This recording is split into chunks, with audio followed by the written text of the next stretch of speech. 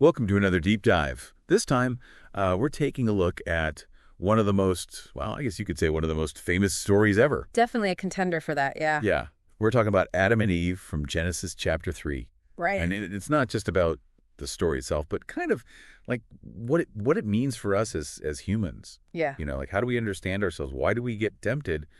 And what's our relationship with, well, the bigger questions, like what is it all about? Yeah, it's interesting, isn't it? I mean, this chapter's so short, but it's really started so many discussions. Right. For centuries, people have been debating what it all means.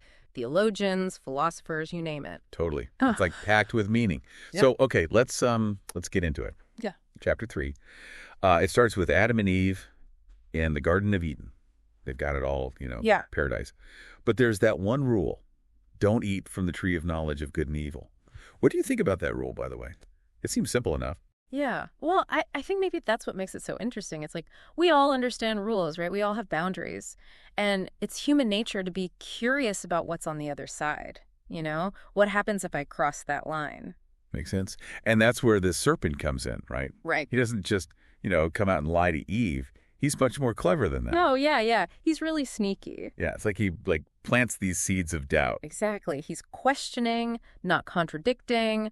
Like he says to Eve, did God really say you can't eat from any tree in the garden? He's making her question the whole thing. Wow, he's good.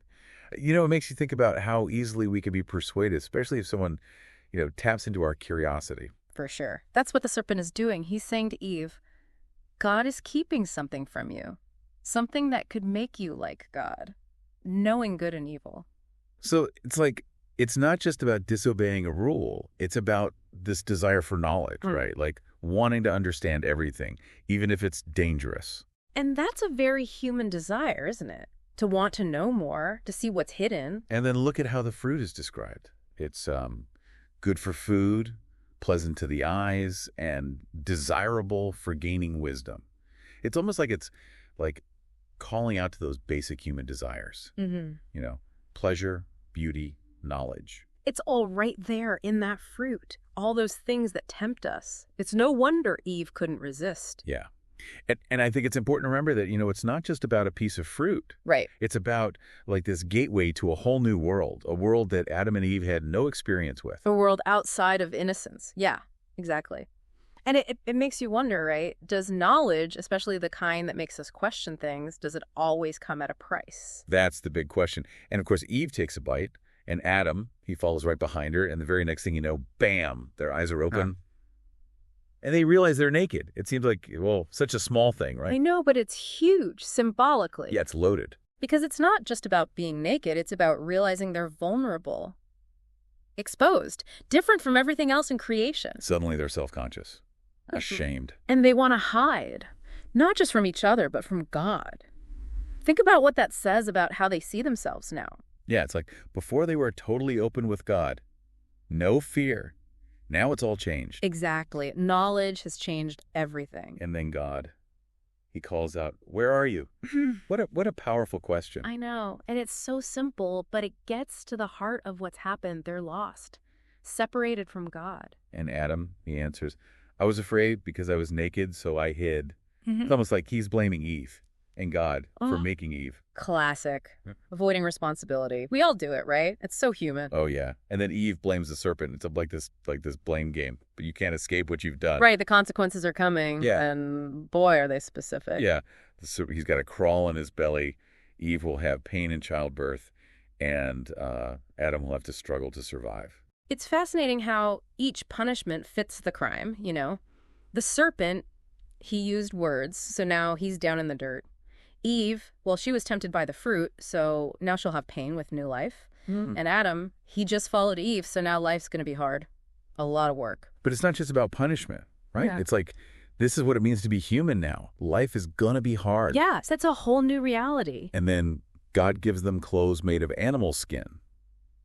Some people think that's a sign of mercy. Like, God still cares for them. I think so, too. It's like, even though they messed up, God's still looking out for them. But it also shows they're different now.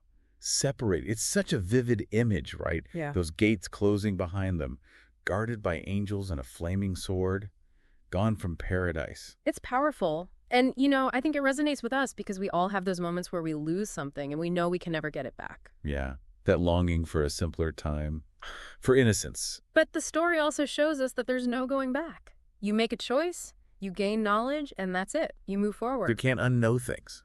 Exactly. It's a one-way street. Yeah. Yeah, it really is. Like, there's no turning back, is there? Nope. And for Adam and Eve, like, their whole world just changed, right? It's all about hardship now, Yeah. struggle. But it's not all bad, is it? I mean, God did give them those clothes. Right. It's like, even though he's punishing them, he's still showing, I don't know, maybe it's a kind of mercy. Yeah. It's like a little bit of hope, even when things are tough. And, that kind of gets to the bigger picture here. This story is packed with these themes that we still deal with today. Temptation, disobeying, having to live with what you've done, the whole, like, what does it even mean to know something? And, what does it mean to be human?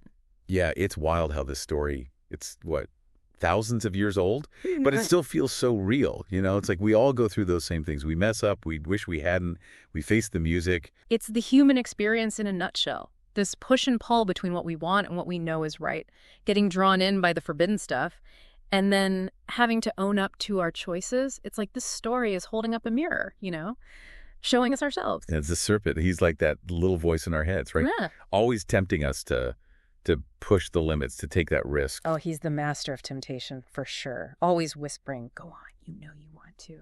Playing on our desires. You wonder, what would we be like without that voice? It's interesting, though, because it's not like this story says knowledge is bad. Adam and Eve, they eat the fruit, and yeah, they get knowledge. They know they're naked. They know they're going to die someday. It's not like happy stuff, but it's still knowledge. Yeah, you're right. It's like the story isn't saying don't learn things. It's more like knowing stuff changes you. It opens your eyes, sometimes to things you might wish you didn't know. Yeah. Makes you wonder, is it better to just blissfully not know things? Or is it better to face reality, even if it's hard? That's the question, isn't it? We all have to decide that for ourselves. But this story definitely makes you think about it. And it's not just a religious story either, right? It's everywhere. Art, books, even psychology. Absolutely. It's like this blueprint for so many stories, Paradise Lost, good versus evil. What happens when you want too much? The fact that we're all good and bad at the same time, it's all there.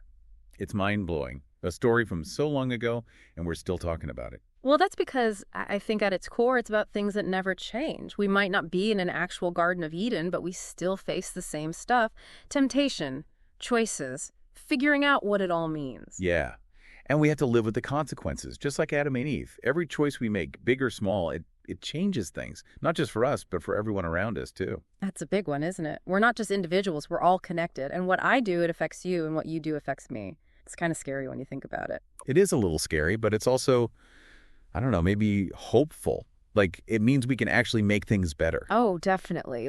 If we realize we're all in this together, then we can start making choices that help everyone, not just ourselves. Yeah, it's like this call to action, right? To be better, to make choices that matter, to actually care about the world around us. Exactly. And I think that's what makes this story so powerful. It's not just about Adam and Eve messing up. It's about this chance to learn from them, to grow, to choose a better way. Yeah. To find that better version of ourselves. Exactly. Even when we mess up, there's always that chance to, I don't know, to redeem ourselves, to start over. A redemption. That's a big word. It's even when we screw up, we can, I don't know, be forgiven. Start fresh. It's a powerful idea, and it comes up a lot, in stories, religions, all over the place. This idea that, what we did before, that's not who we are. We can change. We can be better. It's definitely a hopeful way to look at things. So as we finish up our deep dive into Genesis chapter 3, what's the one thing you really want our listeners to take away from this? What's the most important thing we can learn from this old story? Well, I think it's that our choices, they matter. And not just for us, but for everybody else too. Adam and Eve, their choice, it didn't just affect them, it affected, everything. Right. We're all part of this big web. What I do affects you. What you do affects me. Exactly. We're all connected. And once we get that, maybe we start making better choices, choices that help everybody, not just ourselves. We have to step up. Right. Be responsible. Realize that even the small things we do, they make a difference. Absolutely. And that's, I think, well, that's maybe the biggest lesson of this whole Adam and Eve story. It's not just about them making a mistake. It's about, like, what we do next, how we learn and grow and make things better. So it's not just doom and gloom. No, not at all. It's hopeful. It's about realizing we have the power to choose, to change, to make things right. Well, there you have it. Our deep dive into Genesis chapter 3. An old story with a pretty timeless message. We talked about temptation, choices, responsibility, and that idea of redemption. As you go about your day, think about how all of this plays out in your own life. What choices are you making? What kind of impact are you having on the world around you? Yeah, it's worth thinking about. And as you keep learning, keep asking questions, and really dive deep into life, well, just remember that even when things are tough, even when we mess up, there's always that chance to grow, to connect, and to make the world a little bit better. Thanks for joining us on this deep dive. We'll see you next time.